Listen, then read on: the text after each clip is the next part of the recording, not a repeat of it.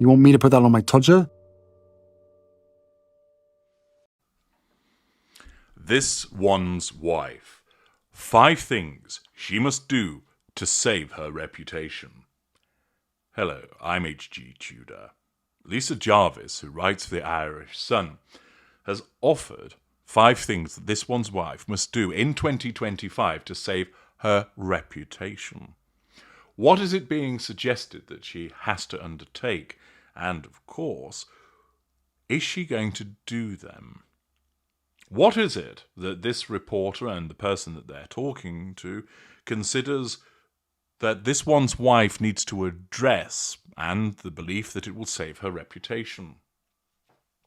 The article states this one's wife should plan a trip to the United Kingdom and consider reconciling with her estranged father Thomas if she wants to save her reputation, says one PR expert. Since marrying Prince Harry in 2018, this one's wife has gone from being one of the most well-liked women in the world, I'm not sure that was entirely accurate, but still, to now sitting 17th in a royal popularity poll behind Prince Edward, the Duke of Kent, and Princess Alexandra, the Honourable Lady Ogilvy. And despite trying to improve public perception with her Archetypes podcast, a Netflix documentary with Harry, and the launch of her own lifestyle brand, this one's wife has seemingly failed to impress the masses. Even former Vanity Fair editor-in-chief Tina Brown recently slammed this one's wife, saying she has the worst judgment of anyone in the entire world, and is flawless about getting it all wrong. She really is. However, brand and PR expert Denise Palmer-Davies, managing director of Bourne Media, says this one's wife could turn her fortunes around in 2025 if she plays things right, and could win over the public and her sister-in-law, naturally referring to Catherine, Princess of Wales.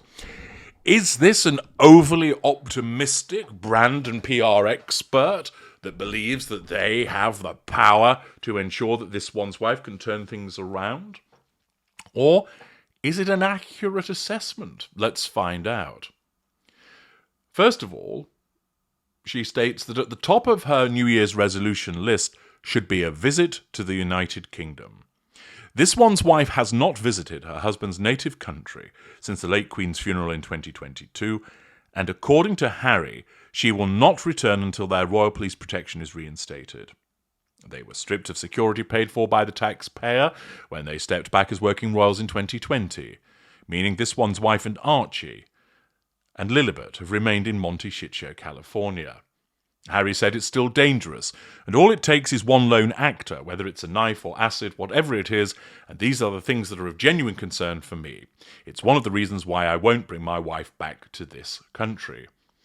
But Denise said the family should reconsider. Obviously, Harry's very frightened for his family, but if this one's wife is going to make any progress with the British public, she will need to return to these shores, the PR expert says. All the time she's holed up in Monte Shitshow, the public in the UK are taking it as a snub, feeling like our country isn't good enough for her. A visit here, of course, with suitable watertight security, could really turn things around for her. Well, let's analyse that. First of all, these repeated proclamations of being scared of what might happen in the United Kingdom don't sit with the fact that if you're willing to go to Nigeria and Colombia, far more dangerous places, then you're not really that serious about being frightened by what's taking place in the United Kingdom. The reality is, it's not so much somebody coming forward with a knife or acid, but rather the fact that they know that they're not liked in the United Kingdom, particularly this one's wife. As I've explained before, she won't accept that she's not well liked. Her narcissism tells her she should be liked. And therefore, rather than her think, I'm the problem, aren't I? I need to do something to turn this around, her narcissism simply tells her, you need to stay away from the United Kingdom. They're all haters and bigots and racists. Repeatedly, it tells her that the behaviour of the royal family, the UK media, and the British public as a whole is such that there's too many problems, and thus, in order to nullify those threats to control, it causes her to assert the third assertion of control by staying in a position of withdrawal. The fact is, this one's wife could return to the United Kingdom if her narcissism deemed that it was appropriate enough to do, notwithstanding the threats to control.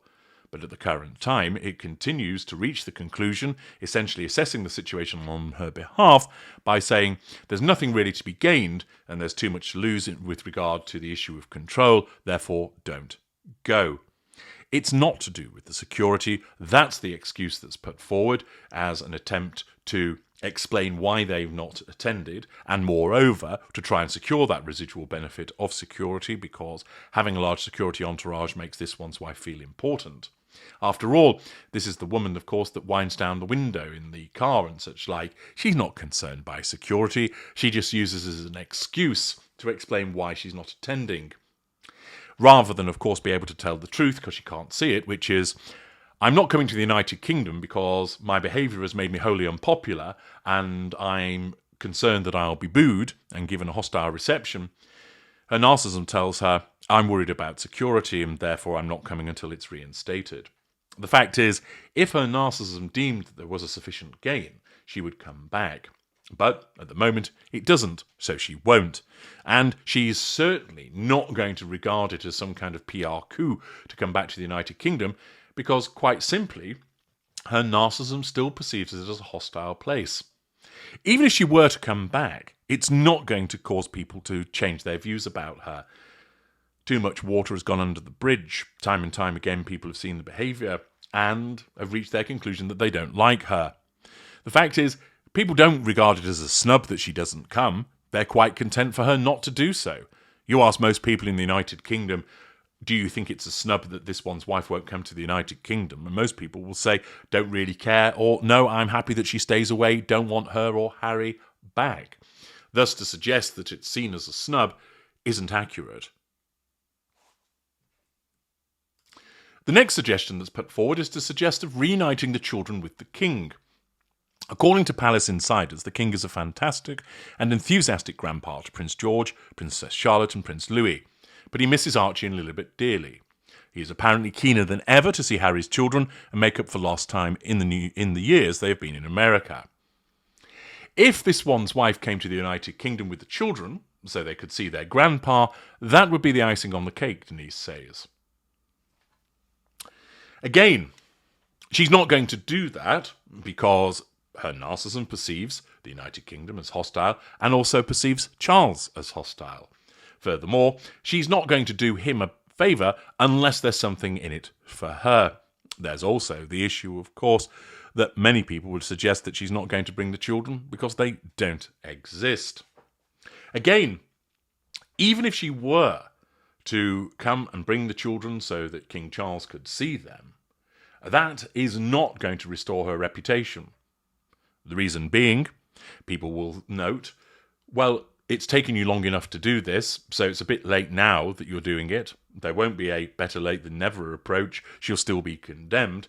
And people, of course, understanding what she is, will see it that she's purely doing it for her own benefit. And once again, the already entrenched views will not be changed by her bringing the children to see Charles. The third suggestion that this PR expert recommends is that she reconciles with her father. One of the things that set the public against this one's wife was her treatment of her father, Thomas, Denise says. It felt like she cut him off very quickly, and in the eyes of the public she had very little sympathy or support for him when he became ill. What he did wasn't great. He set up pictures with the press, which is a big no-no, but he didn't commit an awful crime, or certainly nothing that deserves being disowned by his daughter and banned from seeing his grandchildren. A reconciliation with her father could elevate her in public opinion, show the world she isn't bitter or holds a grudge, and that she can forgive and move on.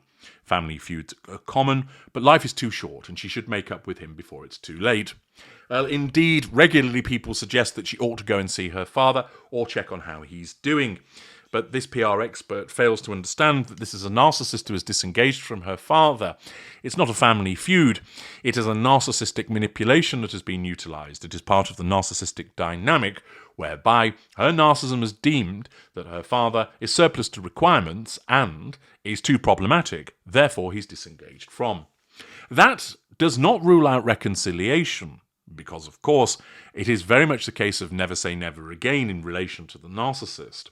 If the narcissism deems that somebody becomes useful again, then all is forgotten and forgiven, and the narcissist will welcome that person back into the fold until such time again as they need to disengage from them when they are viewed as hostile and traitorous.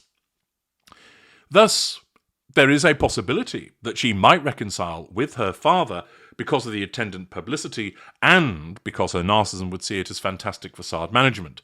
See how forgiving I am after everything that he's done. I still, of course, am concerned about my father and decided to reconcile with him.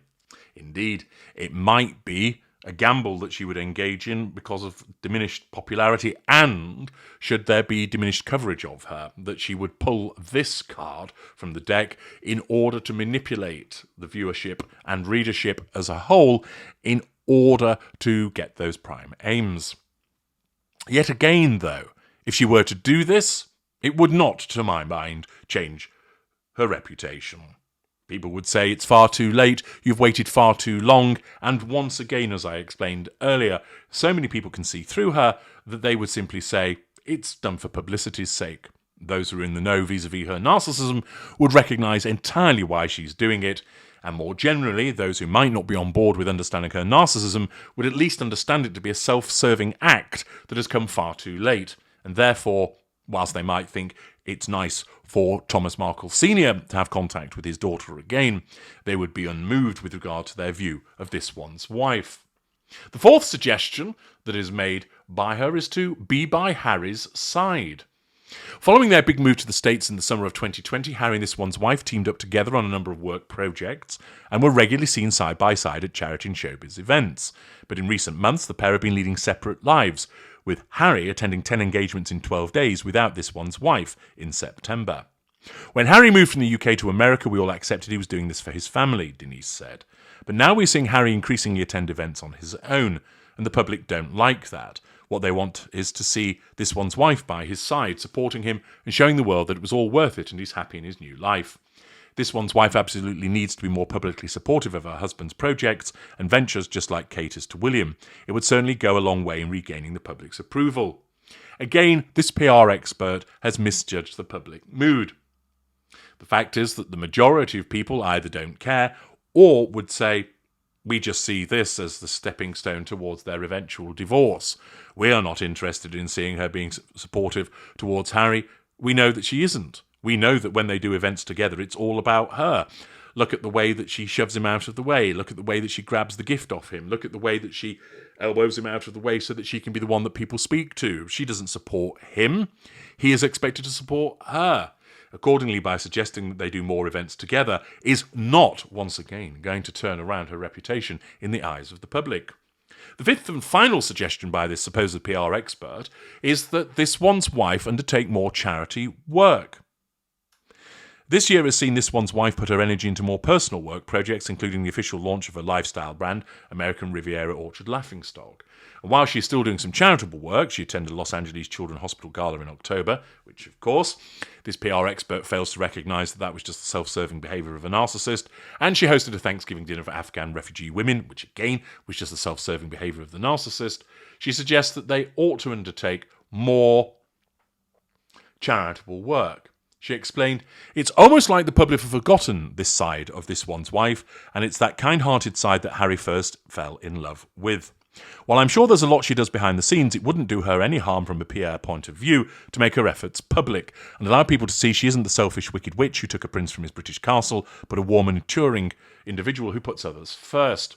One has to wonder if this individual has almost been paid to try and foreshadow the reactions to these suggestions on behalf of this one's wife, so that if people go, yes, if she does these things, we'll like her again. And then the PR expert turns to this one's wife and says, see, the public are responsive. We've given teaser trailers about what you might do. And they go, yes, this one's wife.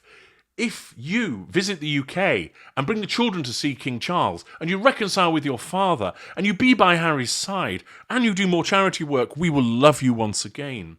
So now this one's wife, because that's what they've said, go and do it all. and your reputation will be restored. The fact is, none of these suggestions will work. They won't work for two reasons. The first is, this one's wife is unlikely to do them because her narcissism will not deem that it is appropriate for her. For the most part, she won't visit the UK because it's viewed as a hostile place, which affects her need for control. She won't bring the children to see Charles because, again, that's a threat to her control, and she's not minded to want to do him any favours unless there's something in for her. Similarly, why reconcile with her father when, at the current time, it won't provide her with anything, therefore she's better off not dealing with him? Furthermore, she is not bothering with Harry for reasons which haven't been fully explained yet, but that might be something that she's not willing to do because they have indeed split up.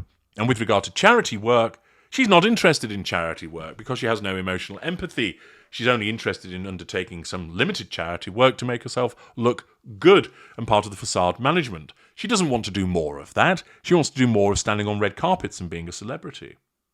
Accordingly, although her narcissism could lead her to do one or more of these 5 things if it deemed that there were appropriate benefits as per the prime aims, the status quo suggests she will not do so, because at this current time, all 5 of those things are unlikely to be viewed as bringing her the benefits that are required.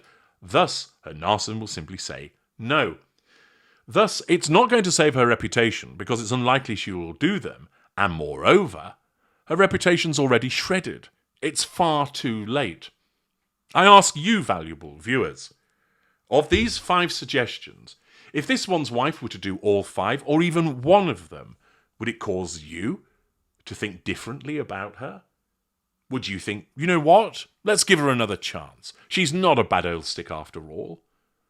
I can anticipate what your answers will be, but share them with me in the comments section. I'm H.G. Tudor. Thank you for listening.